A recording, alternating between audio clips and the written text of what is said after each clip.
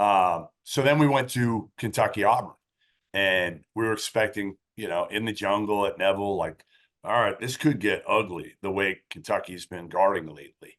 And it was kind of ugly. Kentucky pretty much led wire to wire. Auburn never truly threatened. They cut it to 5, and then Antonio Reeves hit a 3. Reeves was unbelievable, made every big shot.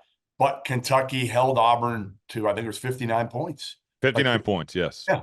And they had just held Ole Miss to 63. And they guarded, and they got up in. That was a big difference. I thought they got up in Auburn's guards.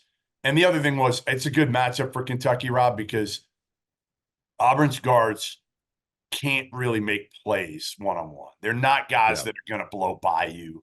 They're small, and they're not lightning quick, and they don't shoot it great. So it kind of was a good matchup for Kentucky. Are you back now? Are you feeling pretty good about Kentucky again? Because I know I'm encouraged that they hold anybody to 59. You look at box scores and you're like, well, another 90-point game where Kentucky gives up that many points. I need to see more of this, but you got to see them in person. Is this sustainable for Kentucky? Well, again, I think part of it was matchups. That when you have a dynamic guard and they're going against them, it just seems like they play the Ole defense a lot of times, and they just let guys go right by him. I think their manhood was questioned, and they heard it. And it's like, people said it about you, right? He can't guard, he can't guard, he can't guard. They did not say that about me. And finally, maybe in the NBA they said that, but I was a strong positional defender. So I know I said that about you in college. I know I said he can't guard. Maybe you just weren't listening to me. But you know what? That just shows me that you maybe you just don't know the game that well. Maybe you just don't know it that well. But I guess what I'm getting at is and it's a little bit different now than when you played, because Twitter and the social media universe wasn't what it is. But these Kentucky kids are seeing it on social media. No, I mean, you're hearing it every day. You're hearing it every day. You can't guard. You guys suck defensively. Yeah. Right? Were you more impressed with Kentucky or more disappointed in Auburn in watching this game? Oh, it's a good question.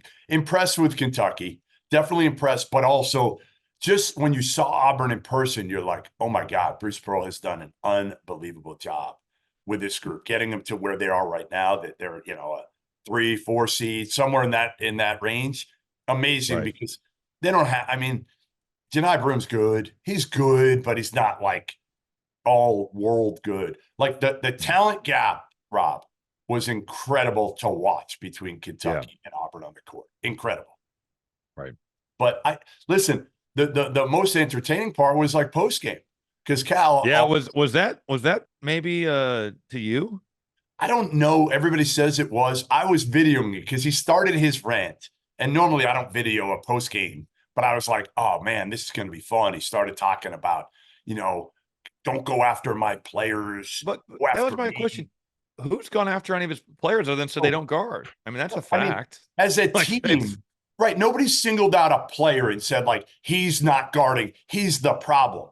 It's a team thing where if you're giving up 93, 100 points. I mean, the box score can tell you they don't guard. Yes. You don't even have to watch the game, and you can see that their defense has been bad. I was just shocked that he didn't come out and do what most coaches would have done after that game. But he's Cal. He's always got kind of and say what, like, yo, we can build on this. This is a step forward. Yeah.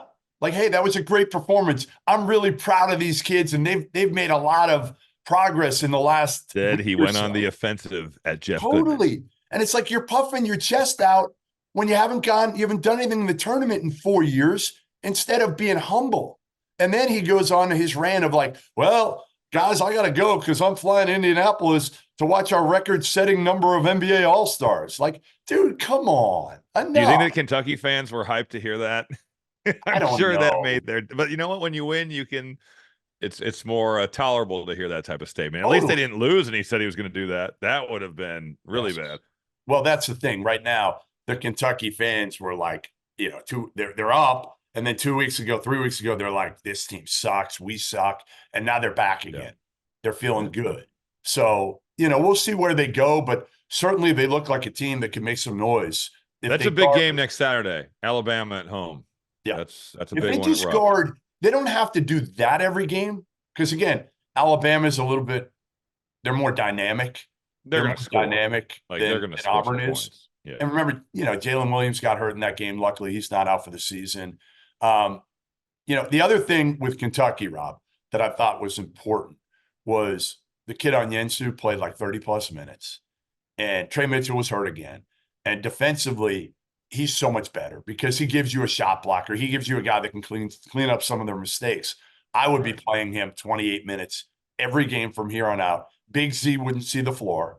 Aaron Bradshaw played like 3 minutes. The hype of Big Z has petered out. It's definitely the debut was impressive. He's always going to have the debut, Rob. Always, you can't take it away from Big Z. That's high level stuff for him. He came out guns blazing.